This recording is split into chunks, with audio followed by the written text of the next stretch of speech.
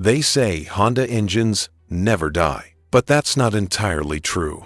Hidden among Honda's legendary machines are a few that quietly fail their riders, engines that burn oil, seize gears, and drain wallets long before the odometer hits 50,000. In this episode, we're uncovering the 3 Honda motorcycle engines you should avoid at all costs in 2025, and the 4 that have earned a permanent place in motorcycling history as nearly unbreakable. Real owner data, mechanic reports, and thousands of reliability logs tell the story. By the end, you'll know exactly which Hondas to stay away from, and which ones will probably outlive you. Buying the wrong Honda isn't a small mistake anymore. Parts prices are up, labor is expensive, and a single bad engine choice can erase thousands of dollars of value. Some of these bikes look flawless in showrooms, but inside their cases are weak points that even Honda quietly regrets designing. Others are so overbuilt that they become benchmarks for every other brand. Let's start with the dark side. The engines that broke Honda's reputation for perfection. The third worst Honda engine, CB650F. On paper, this inline-4 looked like the return of the classic Honda spirit. Smooth, balanced, approachable power. In reality, owners began noticing the same complaint again and again: excessive oil consumption and heat management issues. In heavy traffic, temperatures soared, fan cycles became constant, and the bike began drinking oil like fuel. Dealers insisted it was normal, but it wasn't. Mechanics traced it to overly thin piston rings and poor crankcase ventilation. A liter of oil every 1,000 kilometers became routine for many riders. The more it overheated, the faster the consumption climbed. Beyond the oil problem, the ECU mapping dulled throttle response at mid-range RPM, creating lag that made the bike feel unpredictable in corners. It was frustrating. A chassis that could handle, a brand name that promised reliability, and an engine that simply refused to behave. Most owners paid between $800 and $1,000 to correct the issue: gaskets, valve adjustments, sometimes even piston work. When Honda launched the 2019 CB650R, the company quietly redesigned the cooling and revised the ECU. That fix was never officially called a recall, but it told riders everything they needed to know. If you're hunting for a used Honda in 2025, skip the 2014 to 2018 CB650F or CBR 650F. Go straight for the newer CB650R instead. It's what this engine should have been. The second worst Honda engine, NC700. The NC line was supposed to redefine commuting. Its dual-clutch transmission promised effortless automatic riding with the refinement of a Honda car. And when it worked, it was brilliant, smooth shifts, great mileage, and calm touring manners. But then the failures started. Across forums and workshops, the same pattern appeared: DCT control units dying without warning, sensors throwing errors, and clutch packs wearing out far sooner than expected. Replacing those components wasn't cheap.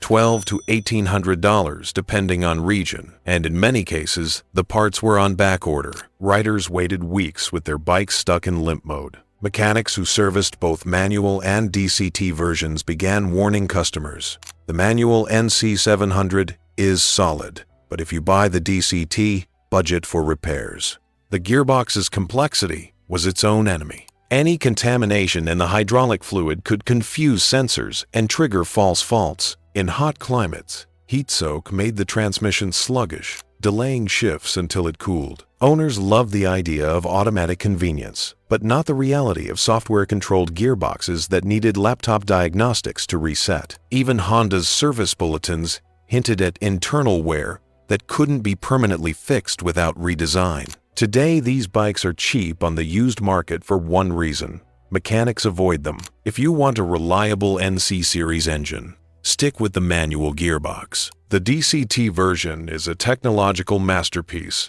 but one you'll keep paying to maintain. The number 1 worst Honda engine, CBR 1000RR. The Fireblade is supposed to be the definition of precision, the ultimate statement of Honda performance. But between 2008 and 2011, something went terribly wrong.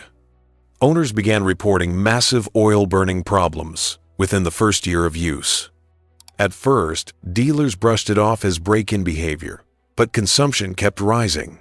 Some bikes required a full liter of oil every few hundred kilometers. The cause was traced to piston ring tolerances that were simply too loose. Heat cycles widened the gaps even more, letting oil slip past into the combustion chamber. The exhaust stayed clean, but the sight glass kept dropping. Many engines reached critical low levels mid-ride, causing bearing wear and, in extreme cases, seizure. Honda never issued an official recall. Instead, the 2012 model quietly introduced redesigned rings and improved ventilation. That silent update was the admission. For buyers, it was a heartbreak. A $13,000 superbike with a commuter's reliability score. Rebuilding one of these engines today costs anywhere from $2,000 to $3,000 in parts and labor. If you love the Fireblade, look for 2012 and newer. Everything before that belongs on a warning list. Enough horror stories. Because here's the other side of Honda engineering the engines that refuse to die, the ones mechanics call forever bikes.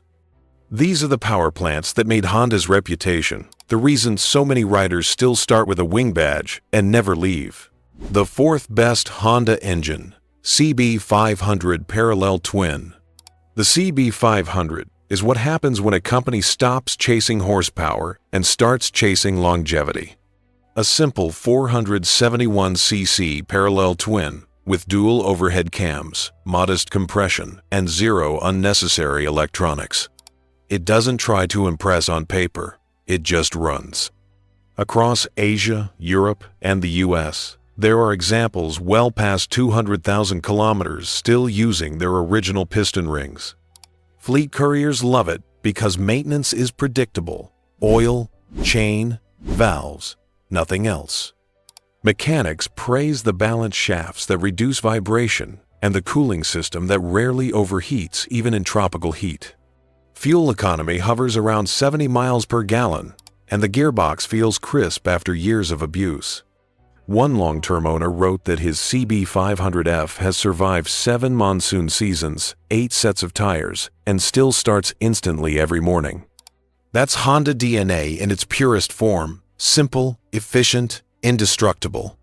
If you want a commuter that will probably outlive your license, the CB500 Twin is your safest bet. The third best Honda engine, CRF 250L Single. This engine is the modern heir to the old XR line, built for riders who think maintenance is optional. A low-compression single-cylinder designed for punishment, it's famous for surviving everything from water crossings to accidental neglect. Off-road instructors call it the cockroach of motorcycles, because no matter how badly it's treated, it keeps running. Its air and oil-cooled design minimizes failure points. The crankcases are thick, the gearbox is understressed, and the fuel injection is primitive but dependable. Even when submerged or crashed, it's easy to repair in the field. Valve checks are rare, parts are cheap, and the motor tolerates poor fuel better than almost any 250 in its class. Owners routinely hit 100,000 kilometers without internal work. In developing countries, these engines serve as daily taxis, climbing mountain roads with passengers and luggage for years on end. When Honda updated it to 300cc, they kept the same core architecture, proving that reliability was no accident. It's the kind of engine that makes you trust machines again. The second best Honda engine, VFR 800 V4. Among mechanics, the VFR 800's V4 is whispered about with respect. It's not simple, not light, not cheap, but it's engineered like few others. Derived from Honda's RC45 race program, it combines the smoothness of a 4 with the balance of a twin. The early 2002 VTEC version had rough transitions, but by 2006, Honda perfected it. Each cylinder has its own personality, and the VTEC system seamlessly adds extra valves at higher RPM. The result is power that builds linearly with a soundtrack unlike anything else. More importantly, it lasts. Owners have documented engines passing 300,000 kilometers with nothing but timing chain tensioner replacements. The cooling system is redundant, the oiling system oversized, and the metallurgy impeccable.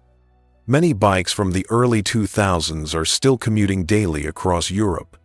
The VFR 800 proved that complexity doesn't have to compromise reliability, it just has to be built right. If Honda ever stops making the V4, mechanics will still talk about it the way car guys talk about the Toyota 2. JZ, overbuilt, understressed, nearly eternal. The number 1 best Honda engine, CB750 SOHC. This is the engine that changed motorcycling forever. Before the CB750, big bikes were expensive, temperamental, and unreliable. Then Honda built an inline-4 that anyone could afford and everyone could depend on. The SOHC version from 1969 was revolutionary, an air-cooled 736cc 4 with an electric starter, 5-speed gearbox, and disc brake. But what truly made it legendary was its longevity. The bottom end was so overbuilt that mechanics joked it could survive running without oil. Many examples from the 1,970 seconds still ride daily today, half a century later, with only routine maintenance. When Honda introduced the DOHC version in the 1980s, power increased, but the philosophy remained: simple architecture, strong materials, and generous tolerances. These engines don't quit. They simply get restored and keep running. The CB750 proved that reliability could be exciting, and every Honda engine since then has lived in its shadow. So, let's summarize what the data, the mechanics, and the owners agree on. Avoid these 3 if you value your sanity and your savings. The CB650F and CBR650F from 2014 to 2018 with its oil-burning issues. The NC700 and NC750 DCT models plagued by electronic gearbox failures. And the CBR1000RR oil burner generation from 2008 to 2011. All 3 share one trait: engineering ambition that outran reliability. Now, the ones worth your money. The CB500 Parallel Twin, a benchmark for practical longevity. The CRF 250 and 300 Single, the indestructible everyday engine. The VFR 800 V4, a technical masterpiece that outlasts its critics. And the CB750, the immortal 4 that built Honda's legend. These 7 engines tell the entire story of Honda: innovation, mistakes, and redemption. They prove that even the most trusted manufacturer can stumble, but also that great design never truly dies. Reliability isn't magic, it's math, metallurgy, and maintenance. The engines that last forever are the ones built without shortcuts, with thicker cases, better oiling, and simpler systems. That's why some Hondas from the 1970s still start every morning, while a few modern ones struggle before 40,000. When you buy used, don't be blinded by paint or mileage. Listen for the engineering underneath. The best Hondas were built for endurance, not marketing. The worst were built to impress quarterly sales charts. If this guide helped you, remember that the conversation doesn't end here. Every rider has a story, an engine that broke their heart, or one that restored their faith. Share yours below, because the next list will feature your experiences too. And make sure you're subscribed, because next we're revealing the 3 worst and 4 best Yamaha engines to own in 2025. And that list might completely change what you think about Japanese reliability. Until then, keep the oil fresh, keep the revs reasonable, and ride safe. Because the difference between an engine that dies young and one that runs forever usually comes down to how well you know its story.